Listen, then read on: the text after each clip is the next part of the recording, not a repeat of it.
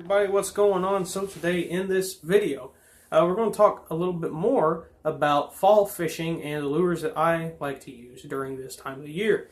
So I got 1, 2, 3, 4, 5, 6, 7, 8, 9 more baits out here, and we'll go ahead and get into this. So I covered quite a bit in my last video, and this is not even the last video of this little series. I'm actually going to do another video soon about where I like to fish a lot of these baits. I'll get all the baits together and I'll show you guys where I like to fish a lot of them in certain areas, certain depth, and all that. But we'll go ahead and cover these baits here. So this is a little bit more moving baits. Got some crankbaits, some spinner bait, jerk bait, a swim jig, a couple top waters, and 2 soft plastics. So we'll go ahead and get into the slower moving stuff first. So something that a lot of people don't think to do during this time of year is to throw stick worms or any kind of Senko style worms or something like that. And a lot of people skip over that because they're trying to get the reaction bite with a square bill, or they're trying to get the topwater blow up. Now, don't get me wrong, I'm the same type of guy, but something you can do to help you catch bigger fish is to throw something short and white. Just like this right here. This is a white Dox Lure Company dragon worm. Something you can do with this is you can weightless hook it with just regular Texas rig hook, cast it out. When you see them fish or school, and you can cast it out there, let it sink real slow underneath the school. Now either you're going to get a bite really quick, or it'll take a little bit. And what I like to do when it takes a little bit, is I let it sink as far as I can stand it, because sometimes it'll get to where you see these fish blowing up and everything, and it gets you going. But I'll let it sink until I can't, fathom that the fish hasn't had it yet. So I start twitching it back, sort of like you would a soft plastic jerkbait. And what that'll do is any fish that is down underneath the school, like I talked about in my last video, I talked about how a bigger bass will wait for the smaller bass up top to kill a shad, and that shad will fall down real slow, and then that bass can eat it. So what I'll do is I'll wait, let this bait sink all the way down, and then I'll give it a few pops real quick. And I won't go straight down like this right here. I'll go up. I'll pop it up, sort of like you would with a spoon or a jig or something like that. I'll pop it straight up, and what that does is it gives that bait a dying shad profile. Basically, it'll be sitting there, it'll be really slowly falling, and all of a sudden it pops up real quick, and then it slowly falls back down, and any of those bigger bass that are down there waiting on a shad to fall in front of their face sees this little worm, and easy meal, and they come over there and they grab it. And my favorite colors of baits like this is either white or some sort of a gray, kind of a minnow color. I think I actually have one of these baits, right here, in the gray color, right here. Those are my 2 favorite color baits for this type of fishing, the gray or the white. Next, the next soft plastic is something small, something smaller profile, but it'll get the bigger fish. Now there's actually 2 different baits that you can throw into this profile of fishing. One's a little bit tougher to fish with this type of technique. You'll have to use a small setup, a spinning rod, light line, small jig head, and that is a tiny little swim bait like this. Little 1.5 inch swim bait. Now this technique is more for the guys who are just wanting to go out there and catch a lot of fish. But if you're out there looking for a giant, I don't suggest you do this. If you do use a soft plastic swim bait, use a 4 inch or 6 inch or 5 inch or something like that. But if you're looking to catch a ton of fish, go with either the 1.5 or the 2 inch swim bait. This one here is called the Daredevil, and this one here is just plain white. I make both these. But those there are more for the guys who are looking for a lot of fish over a big one. Now sometimes you can get into a good school of big ones and you can catch them on that. It's just a little bit more difficult because you'll have a lot of the smaller fish that'll eat it before it can get down to the bigger fish. We'll go ahead and talk about moving baits. We'll go ahead and talk about all water column moving baits. My phone moved a little bit, sorry about that. But all water column moving baits are like this right here. This is a swim jig. Strike King Hack Attack swim jig with a Dox Lure Company 4 inch swim bait. And what I like about this swim jig here is it's got a heavier hook and a bigger weed guard, and that helps a lot when you're fishing around trees or grass. You can pitch it up into the grassy areas and pop it through, and then fish will just destroy it. My first two fish of the year, or my very first fish of the year, came on this exact same setup, just with I actually lost my original one, so I had to buy another one. But it's the exact same setup that I caught my first fish of the year on. So, a little swim jig like that. Let me set this over here. Or something that the enthusiastic fisherman suggested from my last video was a spinnerbait, just like this one right here. This is a Strike King. I don't really know the name of it. They got so many names for them spinnerbaits. I honestly can't remember. But I do know this is a Strike King. Strike King is pretty much the only company I use spinnerbaits in, just because they're pretty good quality. I have a trailer hook on here. It's a pretty junky trailer hook, to be honest. It's a homemade junky trailer hook with like a piece of foam worm on there. It's not a very good setup, but it works. I've caught fish using it. Something that I've learned to do with spinnerbaits like this is, because before we talk any more about this, something that I was going to talk about with the square bills is pinpointing the size of your bait fish. Now, what I mean by that is a lot of the bait fish that were spawning in the middle of the year, the babies are now probably around 2 to 3 inches long. Some of them are a little bit bigger. Some of the early spawners are about 4 inches. So you don't want something with giant blades on it. You want something that mimics those shads. So if, this one here, I think this is a size 3. I think this is a size 1 or maybe 2. I think that's a 1 though. But if you can, go with smaller spinnerbait blades. You can go with, take this one here off of 3, go down to a 2, or go down to even a 1.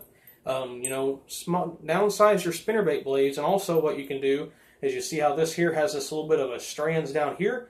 You can clip that down, make your spinnerbait more of a tight, compact profile where it'll have a smaller baitfish look. Another thing you can do is, like with this little swim bait right here, you can stick that on the back, and it'll give that fish something to target and pinpoint, and it'll help you get a lot more bites. Set that right there. Okay, next. Now, I know I just went over the size and everything, but I've heard a lot about using bigger size jerkbaits.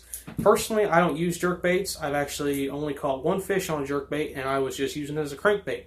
So, I'm not no expert on jerkbait fishing by any means, but I figured why not go ahead and throw it in there, because a lot of people like throwing jerkbaits. This here is what is this brand? I think it's called Vicious. It's a fishing line company that makes this bait. But I found it on sale, and I thought, wait a minute. Yeah, it's Vicious, because I see the symbol in the eye, if you guys can see that right there. But Vicious makes this jerkbait, and it's a pretty cool jerkbait. It's got some rattles. You guys can hear that. It's a pretty good color as well. It's clear IU color. Very neutral color. It can imitate bluegill or shad. And I like it. It looks good in the water. I just haven't caught anything on it. It's got some big treble hooks. It's a big bait compared to a lot of the jerkbaits that you see people throwing. And it looks pretty good in the water, I do have to say. For a jerkbait, I hate using them, but this one here looks pretty good. And I say this fall, when them bass start really eating those shad, that might come in handy. So, like I was saying earlier with the spinnerbait, figuring out the size of your bait fish. 1.5, or this is actually a 1.0 and a 2.5. Very big difference. If you're shad or this size, don't go throwing something like this, or don't go throwing something like a Cloud 9 or an 8.0. Don't go throwing like a giant crankbait. Go throwing something natural. Go throw something that looks like the bait fish that you're fishing for. Another thing with these crankbaits and with spinnerbaits alike is you have to make it look a little bit different from all the rest of the shad. Just like with a spinnerbait, like I was saying, you can downsize your blades, but something else you can do is you can use gold blades, or you can use nickel blades, where it's kind of a blackish silver.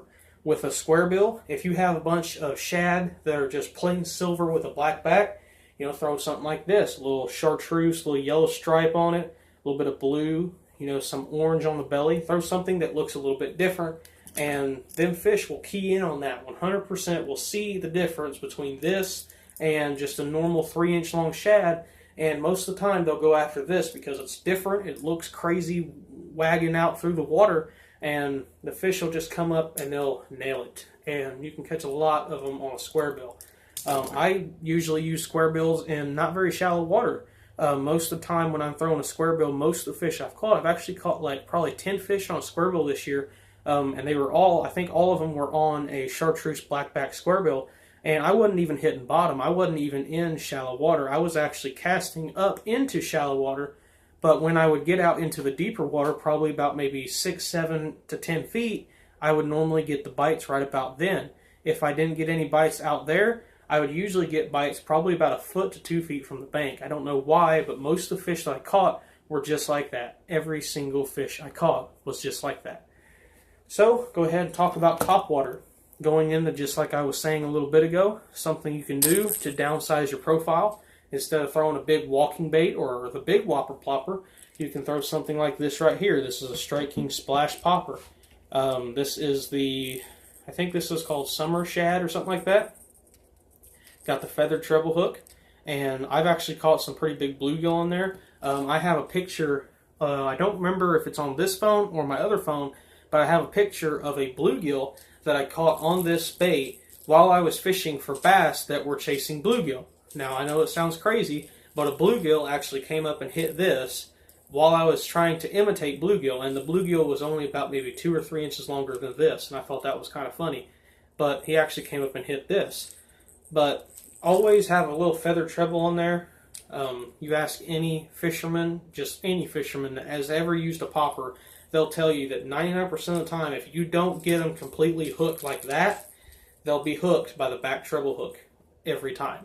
It's always been like that. Especially for the ponds that I fish, most of the time you'll get them just like this. But sometimes you'll just get them where you can't even see the popper sometimes.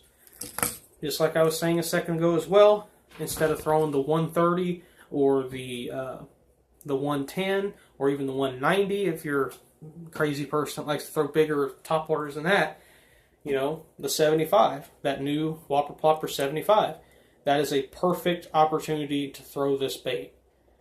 Especially if you're in ponds where there's no shad and only bluegill. Get the bluegill profile and you can slay them. Sometimes you don't even need bluegill profiles. I have a pond up north. It actually is not very good now because people just kept taking bass out of it, and it's basically just a nursery at this point. There's no good sized fish anymore. But there was a pond up there, and I've made videos there before. My spinnerbait video from earlier this year was made there. And I would take a bluegill colored jig or bluegill colored swim bait, and I would throw it all day and not get a single bite. I would tie on a white swim bait or a silver gray white topwater bait or something like that, chuck it out there, and I would get a fish almost every cast. I don't know why, but that bluegill versus that shad profile, for some reason they wanted the shad over the bluegill, even though there was absolutely zero shad in the pond. It was only bluegill, crappie, and bass. I don't know why, but that was just the way it was. So, once again, I hope you guys liked this video. If you did, make sure you like, comment, and subscribe if you haven't already. One thing is I'm going to be making a video on some of these baits, probably not all of them. If you guys want me to do a outside in-depth episode on any of these baits, I think I've done an in-depth episode on almost all these baits besides the jerkbait. But if you guys want me to do another in-depth episode on fall fishing with a certain bait from this video or the last video, let me know down in the comments, and I will most likely do them. I've been trying to get out and do an in-depth episode for a couple of days now, and just haven't been able to because of work. Been working, been cleaning out a big silver shed, and I've been doing quite a bit of stuff. I just got done wood splitting earlier, and been kind of busy, but I will hopefully be able to get some videos out soon. Thank you guys for watching. Bye.